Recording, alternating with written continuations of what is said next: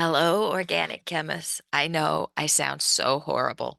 I can't seem to get better. It just gets worse each week. Um, so let's talk about benzene. So it kind of goes along with the last chapter, but these reactions are specifically going to be only benzene. And then we get to move into carbonyls after this. All right, so there is a handout called The Reactions of Benzene. And it's kind of a review and kind of new stuff. I know that sounds really silly, but kind of just follow through. But I hope a lot of it is, if you will, review, or at least it feels familiar. All right. So, first and foremost, let's just talk about benzene for a moment. What do we know about benzene? It is exceptionally stable. It's the one that we learned that was special. It is not just double bonds, it's called an aromatic. And you can write it, of course, in any of these forms. But the nice circle just represents that it's in resonance. Okay. So let's talk about the stability for just a moment. I always said, hey, benzene is so much more stable, but let's see why. Now, if I compared benzene to cyclohexene, all right, so benzene to cyclohexene, we can actually do some reactions, specifically hydrogenation, and tell the actual difference. So if we do the hydrogenation, it's about 120 kilojoules per mole. So three of those, like if we were going to do benzene, hydrogenate benzene, that would take 360 kilojoules per mole. But benzene is quite a bit different. Okay, so from the 360, it really only takes 208. And the difference between those two numbers is what we call the resonance energy. So it's not a little bit more stable, it's quite a bit more stable. And so, take home message, it is not an alkene. Okay. It's a whole new world called an aromatic. And so it's highly stable due to delocalization. It does not react like an alkene. So the things that we learned for alkenes, okay, halogenation and the oxidation and the hydration, those are not the same. Okay, they are not the same. It will eventually hydrogenate, but it takes forever. And here's the biggie.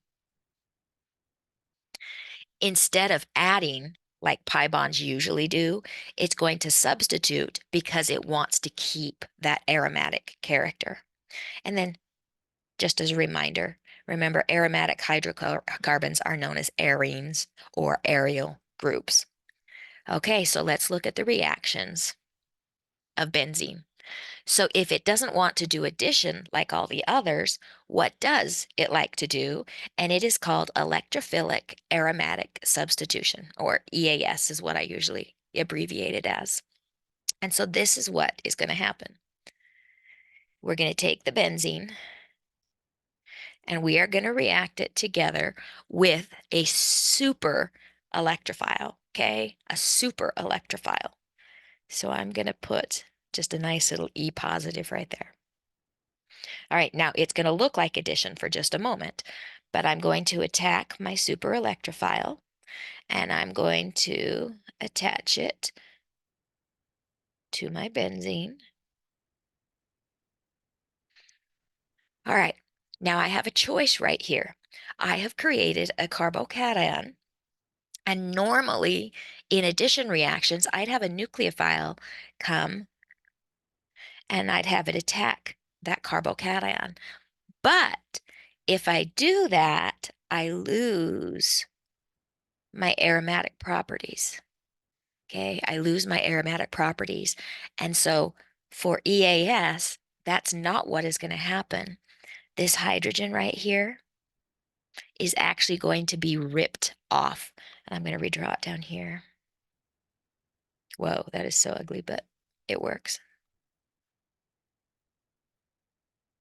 So instead of something, a nucleophile attacking the carbocation, I'm going to put just the word base here. Somebody's going to come and rip that hydrogen off, reform that pi bond, and guess what? I have reformed my aromatic compound.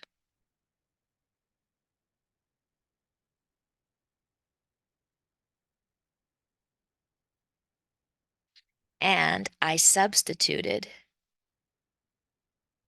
the E for an H. So the reason it's called electrophilic aromatic substitution is because I used the electrophile. I got that electrophile on there, but it's substitution instead of addition. All right, I'm going to go over to the whiteboard and let's try a generic. Right now, there's a few, there's halogenation and things like that, but I'm going to just use a carbocation right now because what is a great electrophile? Well, a carbocation. So I'm just going to do CH3, CH2. Okay, I'm not going to worry about how I got that carbocation, but I'm going to first attack, okay? So benzene is the nucleophile, and it is attacking the electrophile. And this is not just any electrophile. It's a very, very, very good one. I like to say super. Okay. That means I'm going to break the pi bond.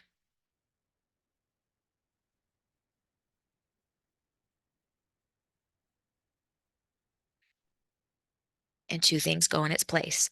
So the electrophile is in one location and the carbocation is in the other. And then something is going to come along and it's going to rip off that hydrogen. Now, each of the reactions is going to have something different that is going to do this. So again, I'm just going to write the word base again.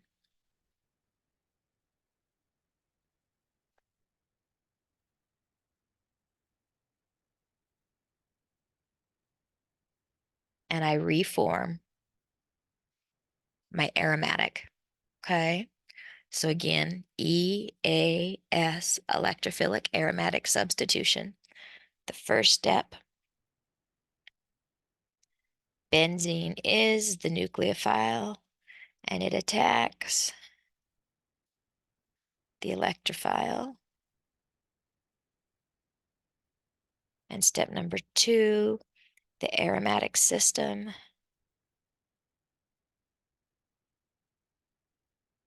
reforms after losing a hydrogen. Okay. So there's the generic mechanism. All right, electrophilic aromatic substitution. What are the different reactions for electrophilic aromatic substitution?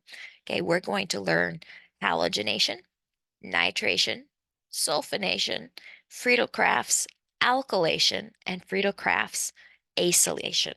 Okay, and we're going to go through each one of those separate. And the key here is you have to have a super electrophile because benzene doesn't want to react.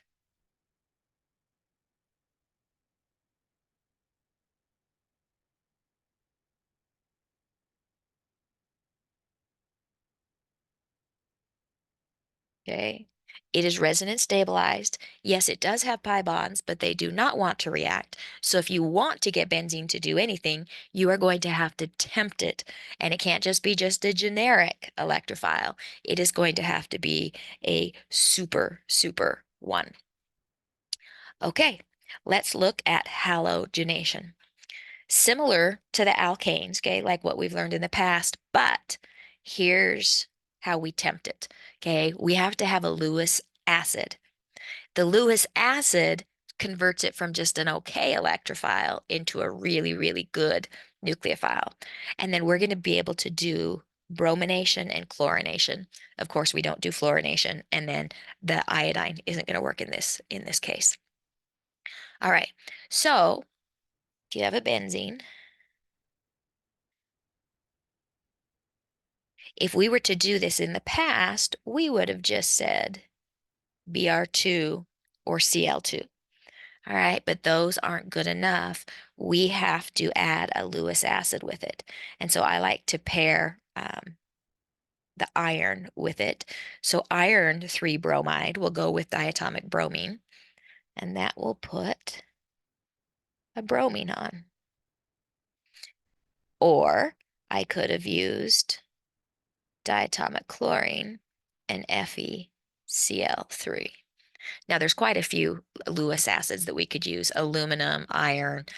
I just tend to use the iron one most often.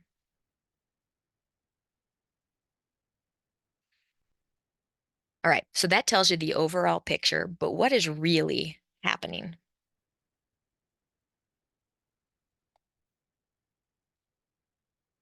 And what do I mean by this supernucleophile? All right, if we take diatomic bromine and we put it in the presence of a Lewis acid, ran out of room, okay?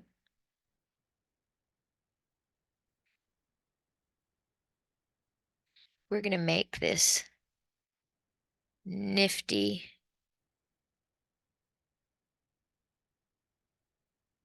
intermediate, okay? So I am attacking a pi bond, not a pi bond, I'm attacking an orbital with a lone pair, and I am now left with this is slightly positive, and this is slightly negative, okay? And so that is actually the electrophile.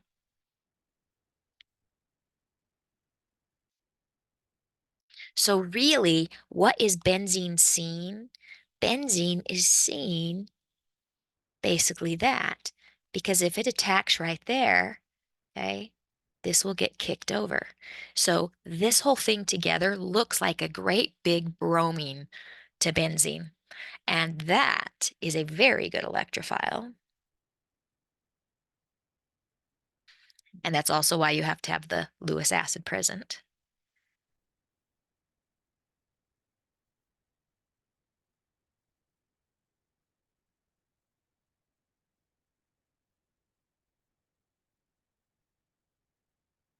And we don't even have to put slightly.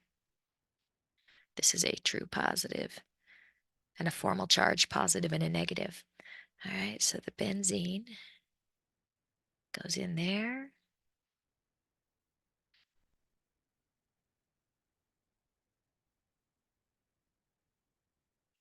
And then somebody will come along and actually rip off.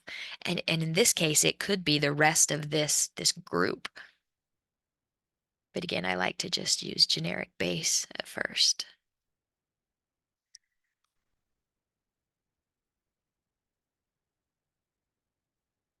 And the same thing would happen if it was a chlorine. All right, so that's only one of our possibilities. So just as a little summary here, we're going to be dealing with the reactions of benzene. So everything we've learned about benzene is correct from the past, but it likes to do something called electrophilic aromatic substitution, where it's not going to do addition like a pi bond, it's actually going to substitute. And we're going to see all of these different variations, but the first one is halogenation. So in halogenation, what the benzene is seeing is a great big X, basically with a nice positive on it. And that is what is making it the super electrophile. And then I will do nitration and each of the others in a different video so that I can do some examples. All right, until next time, jolly out.